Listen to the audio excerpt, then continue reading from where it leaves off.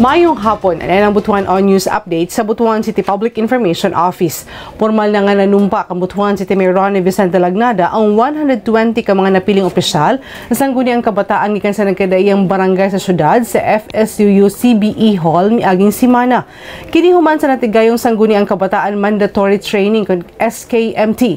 Gilangkuban kini sa Barangay Leon Kilat, Libertad, Limaha, Los Angeles, Lumbukan, Maguinda, Mahay, Mahogany, Maibo, Mandamo, Manila de Bugabos, Maon, Masa ug Maog. Gilauman nga ubang barangay manumpa sa sunod nga adlaw. Gibahin sa unong kaadlaw ang SKMT og oath-taking sa rason nga 120 lang ang girekomenda sa National Youth Commission kon NYC. Ang kalihukan gipangunahan sa lokal nga panggamahanan sa Butuan, pinaagi sa City Youth Development Office kauban ang DILG, FSUU ug uban pang ahensya. Sa laing balita, nagkita sila Butuan City Mayor Ronnie Vicente Lagnada ug Yokohama Mayor Takiharu Yamanaka sa usa ka meeting sa natigayong 12th Asia Smart City Conference miaging simana sa Pacifico Yokohama North, Yokohama, Japan.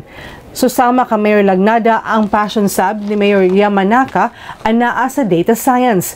Usa sa iyang palisiya ang pag-promote sa digitalization sa city administration nga mauusab ang gitinguhang makabot ni Mayor Lagnada.